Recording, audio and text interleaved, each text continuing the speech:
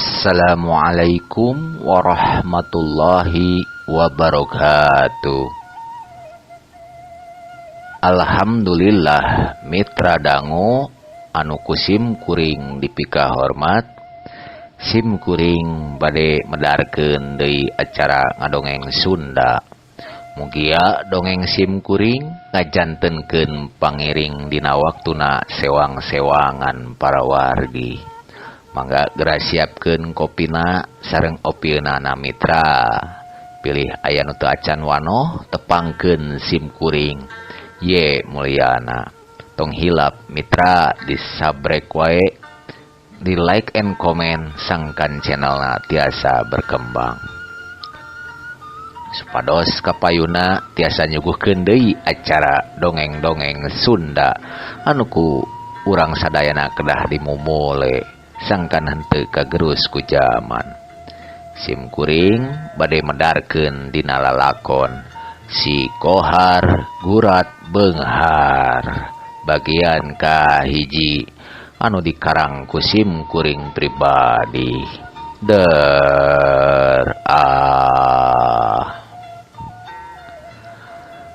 Aya hiji jajaka kampung ngaranna Kohar. Kohar mangrupakeun hiji jajaka anu katalahna nyaeta jalma pangadulan. Tara daek barang gawe estuning eueuh alaeunana kabisa nangang ukur sare jeung dahar. Dina hiji poe si Kohar dicalukan ku indungna. Pok maijen cumarita bakuna mah geus taeun ku kalakuanana si Kohar.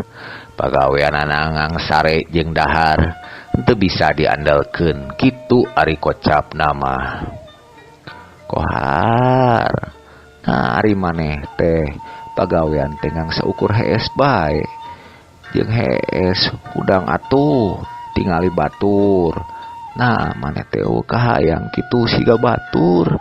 Sakitu indung maneh teh geus sakieu ripuhna. Angguran mah gera diajar usaha. Liar siga batur. Neangan pakasaban dadahar mah tiap poe mah kudu lain ye. Maijen ditembalan ku kerekna si Kohar. Cung maijen teh hudang. Dina diukna bari setengah ku kulutus langsung muruka cai. Tekung silila maijen mawa cai setengah ember. Atuh diseblokkeun wae ka si Kohar. Kruduk si Kohar hudang bari setengah ngap-ngapan. Napasna turun naik. Pok maijen cumarita. Yeuh Kohar, hudang sia. Lain hees wae. Da beuteung mah henteu wareg di bawah hees ya. Aya naon sih mak? Kul ngimpi yeuh. Main hudangkeun wae mama. Basuh tuh awak uing. Da bongana maneh mah dihudangkeun hese wae. Cing atuh kirang bara hudang subuh keneh mah. Boro-boro bisa nyugemakeun anu jadi indung maneh mah. Cing mikir Kohar. Maneh teh tingali indung maneh. Nah si laing teh nyaah kanu jadi indung yeuh. Mak teh geus sakieu ripuhna. Cing atuh kuduna lipak maneh. Urang manggang sakieu ayana hirup teh mikir ya Kohar. Atuh dikitukeun mah kuma ijen si Kohar ngahuleng sakedapan mah. Terus si Kohar cumarita ka indungna. Mak, lamun aya keneh si bapa kahirupan urang teh gana moal kieu meureunna. Yeuh Kohar, sanajan jumeneng keneh bapa maneh oge, tapi maneh kudu bisa mandiri. Diajar daek usaha, pikeun bekal hirup, ibadah nu getol. Kareupna meureun maneh teh bakalan boga pamajikan. Henteu sakur wareg kuhuleng jentul wae atuh. Atuh dikitukeun mah parumana Kohar teh rada alum. Terus ngeluk tungkul. Anu saterusna Kohar muruka cai turuy manehna si beungeut. Curut sanggeus ti cai manehna muru ka indungna deui. Nya mak, doakeun we atuh Kohar. Sangkan Kohar menang pagawean. Yeuh hampura mak teh kitu kahidep. Lain ngewa kahidep teh. Tapi mamanya lamun geus eueuh mah rek kumaha tiap poe ge kumaha didoakeun sangkan hidup manggih kabagjaan. Ma ijen bari dumareda. Nuhun pisan atuh mak. Anu satuluyna si Kohar jerut unggah ti imahna rek muru ka babaturanana nyaeta si Kemet ari ngaranna mah Humaidi ngang dilandih si Kemet. Teu kacaturkeun di jalana heug anjog si Kohar nepi ka imahna si Kemet. Kabeneran si Kemet aya di buruanana. Keur sila tutug nagolodog imahna bari ngopi jeung udud. Terus si Kemet tumanya, geuningan maneh Kohar. Oh, uing ieu Met. Aya angin naon maneh ulin ka dieu ye. Biasana ge jam sakieu mah maneh masih hees keneh. Nyata Met, urang dipaksa hudang diseblok cai kudu jadi indung. Nyarengeh seuri atuh si Kemet teh seuserian.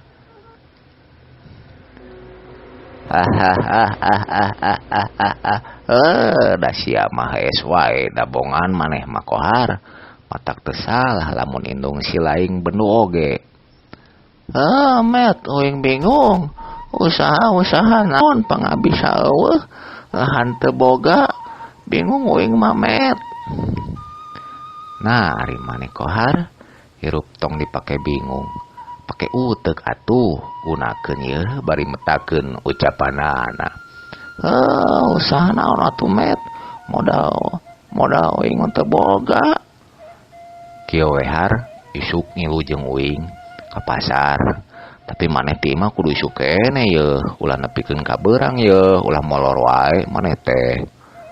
Oh, kitu atuh Met. Siap ari kitu mah. Tapi usaha naon heula anu jelas Met. Anu jelas nama isuk we. Ku urang dijelaskeun. Nya atuh Met aya kitu mah. Anu saterusna Kohar jeung Kemet uplek ngobrol di imahna Kemet. Bari disuguhan cikopi jeung udud. Jedeg ka beurang Kohar balik teu karasa na balikna Kohar mawa harepan jeung manehna geus aya niat arek usaha bener-bener. Sang manehna hirup aya dina kamajuan. Teu kacaritakeun di jalana. Manehna ngaliwatan kebon jeung pasawahan lumayan jauh imahna si Kemet teh. Da eta we dina gidik lempangna si Kohar reet ku kesang. Heug anjogna buruan imahna ma ijen keur nyapuan buruanana. Terus ma ijen eureun sasapuna terus manehna tumanya. Kumaha Kohar? Geus manggih pakasaban teh. Alhamdulillah mak, paling isuk di sana ge dari ayeuna mah geus beurang. Mah syukur alhamdulillah we atuh ari geus meunang tur panceg mah. Teu karasa waktu teh muru deui ka peuting. Kampung teh haneuteun ari si Kohar jeung indungna mah keur ngobrol di tengah imah. Nyaritakeun pangalamanana nyaeta nyaritakeun pangalaman bapana dina kaayaan masih jumeneng keneh. Bapana Kohar ngaranna ku Sumarna. Bapana kasohor ku tiap lembur mangrupakeun saudagar beunghar anu hartana ngalayah ti mana-mana, sawah, kebon, tur peternakan sarta kaasup boga pabrik tahu oge. Kitu carita nama ijen teh. Atuh Kohar meuni saged ngadengena tur bengong ku pangalamanana anu jadi bapana. Mak, geuningan bapak teh jalma aya. Kohar carita nama kitu. Terus ari banda anu saloba-loba dikamanakeun atuh mak? Drak-drak deui atuh ma ijen nyaritakeun sabab musababna jalan caritana. Kieu Kohar caritana mah harta bapa maneh teh beaku ngaranna adi bapa maneh. Nyatana mang maneh suminta atuh jeung menang keneh pabrikna oge.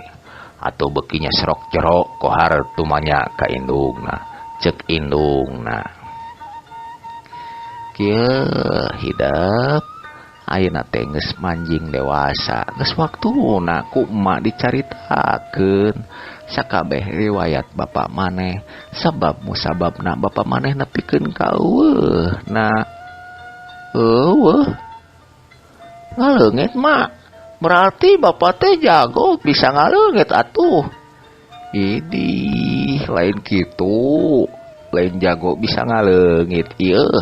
Matakna atuh hari indung ngomong teh, ieu sok dengekeun heula atuh. Ya hampura atuh mah uing mah banyo. Bapak maneh teh kalalang ku adik bapak maneh anu hawak hayang ngarebut sakabeh banda, padahal mah sakabeh harta bapak maneh teh cek kasarna mah meunang kesang leutik kesang badag. Bapak maneh kasebutna lain warisan. Atuh kohar teh ungut-ungutan anu satuluyna mah kekerot ambek ka pegung. Ngadengekeun caritaan anu jadi indungna. Pok manehna cumarita. Teu nyangka Mang Suminta teh beunghar meunang ngarebut geuningan, ucapna ka indungna. Pok baijen cumarita. Geus hideuk. Kudu sadrah urang mah tur tawakal, ulah kabawa amarah, ulah kabawa kusakaba-kaba, ulah aya gantar kakaitan. Mak nitipkeun ka hideup anu enggeus tong diungkit-ungkit deui keun we da setiap pagawean aya imbalanana. Nyin kahadean jadi hade, nyin kagorengan jadi goreng, da sagalana ge ari meunang ngarebut mah moal jamuga. Tapi kohar neuneun amarah kacecep ka Mang Suminta anu luar biasa. Anu saterusna kohar cumarita na hatena. Awas ya Mang, uing moal cicing. Kapuri anu jadi indung jeung bapak, Mang kudu dibales ya. Anu saterusna peuting teh beuki muru ka tengah peuting. Anu saterusna indung sare di pangkengna. Ari kohar mah ngalamun salila-lila nepkeun kareupna sare. Kocapkeun isukna. Sinar panon poe geus nyaangan sadaya alam. Kohar geus saged dandan rek nguruk ka imahna Kemed anu kamari dijanjikeun. Teu karasa di jalanna kohar geus anjog deui kana dituju. Nyampak teh Kemed geus nungguan di buruanana. Geus lila met nungguan. Henteu har karek bieu. Hayu atuh urang meang ayeuna mumpung isuk keneh yeuh.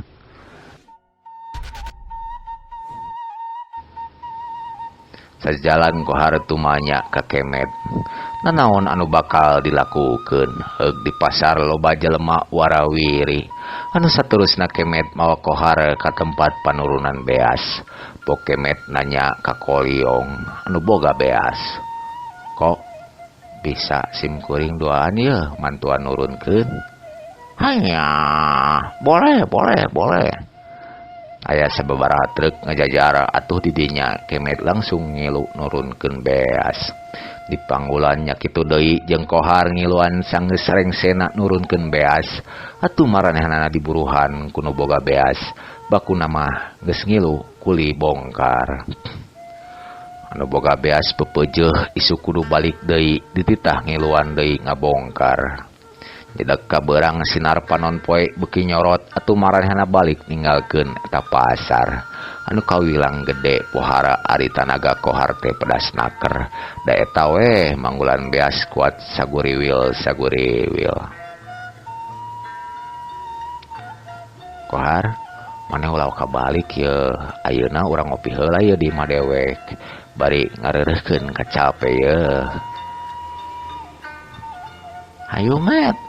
Bari mawa hate sugema nyakuan duit rek tibikeun ka indungna. Anu satuluyna geus beres di imah Kemed atuh kohar balik ka imahna. Dina lempangna kohar lempanganan kususuitan.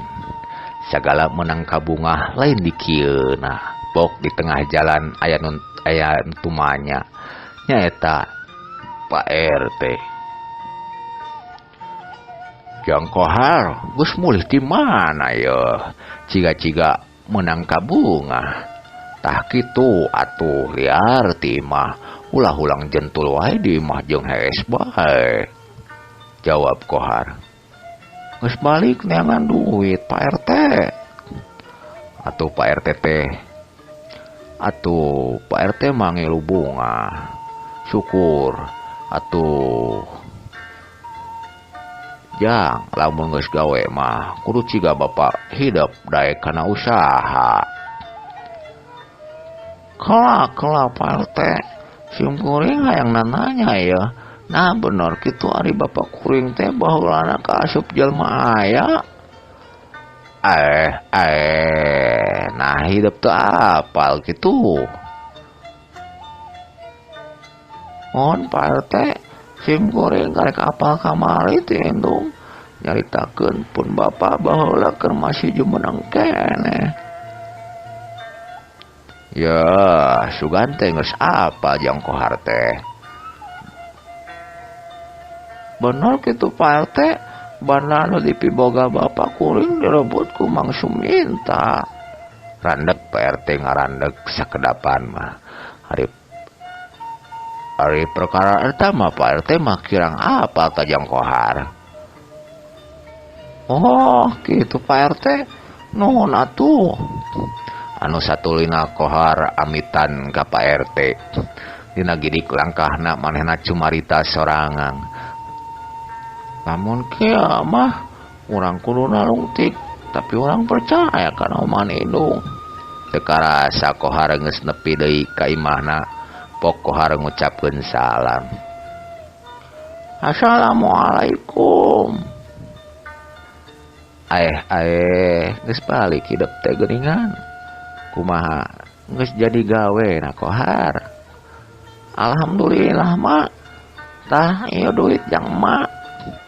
Atuh mah ijen nampa duit bari disuhun kana kusirahna. Bari ngucapkeun alhamdulillah ka Gusti Allah. Anu satuluyna indungna bari ceurik. Geus mak, tong dicungcurikan ayeuna mah. Doakeun sangkan kohar bisa maju. Mak, kohar mah hayang beunghar ciga bapak mak. Didoakeun kasep kumaha anjeun cing jadi jalma beunghar harta, beunghar hate. Amin ya Allah, hatur nuhun mak. Juk kohar geradahar tuh mak geus nyangu dengan nama saya aya. Tadi aya nu mere lauk kumaha digoreng laukna jang hidep. Curut wae kohar muru ka pawon. Meuni bebelokan daharna nepikeun ka nambah bakuna mah geus capek gawe. Mak, kohar rek nepungan Mang Suminta. Ulah jang naon nepungan Mang maneh. Matak pinyeri hateun ye. Mak, cobaan rek silaturahmi we mak. Atuh mah ijen teu bisa nyaram ari dikitukeun ku si kohar mah. Gidig atuh si kohar rek muruk ka imahna Mang Suminta. Napa mikirna arek nanyakeun soal bapana.